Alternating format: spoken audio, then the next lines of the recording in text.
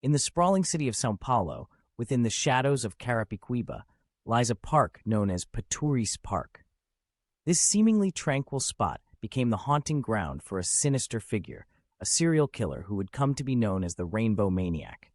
The story began in July 2007 when the body of Zé Cicero Henrique was found in Paturis Park, a place known for its vibrant yet vulnerable LGBTQ+ community. José's life had ended abruptly with a single shot to the head. His death was the first of many, marking the start of a terrifying pattern that would grip the city with fear. Over the next 18 months, the park turned into a graveyard for at least 13 men, all of whom were gay. Each victim was lured into the darkness with promises of companionship, only to be met with a violent end. The killer's method was chillingly consistent, a single bullet to the head, executed with cold precision. This monstrous figure earned the name Rainbow Maniac, a bitter irony, as the rainbow is a symbol of pride and diversity within the LGBTQ+ community. The community was paralyzed by fear. Friends became wary of strangers, and every whisper in the night seemed to carry an ominous warning. As the bodies piled up, the urgency to catch the killer intensified. The media swarmed, amplifying the panic and pressing the authorities for answers. The police, however, faced an uphill battle.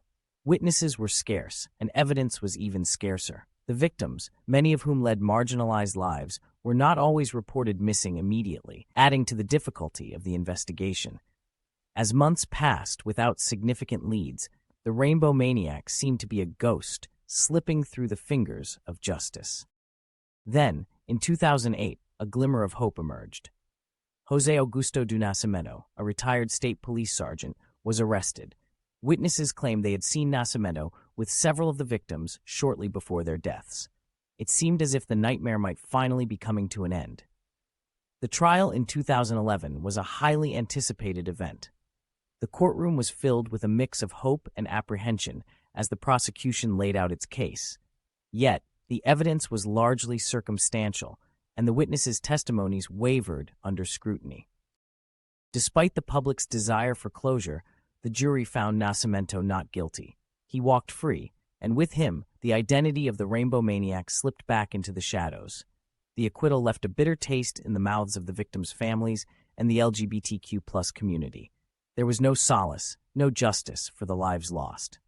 The Rainbow Maniac remained an enigma, a ghost story whispered among the trees of Paturis Park. The terror inflicted by the Rainbow Maniac highlighted deep societal wounds. The homophobia that pervaded the investigation, the systemic neglect of marginalized lives, and the ongoing vulnerability of the LGBTQ+ community all came into sharp focus. The park, once a haven, was now a stark reminder of the dangers lurking in the corners of society.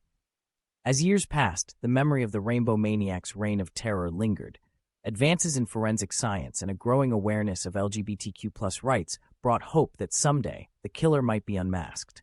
But for now, the story of the Rainbow Maniac remains a chilling chapter in São Paulo's history, a dark tale of prejudice and pain, demanding justice and change. In the end, the Rainbow Maniac's legacy is not just one of fear, but also of resilience. The community that was once terrorized continues to fight for recognition, protection, and equality. The story of the Rainbow Maniac is a stark reminder of the importance of these battles and the need to ensure that such horrors never happen again.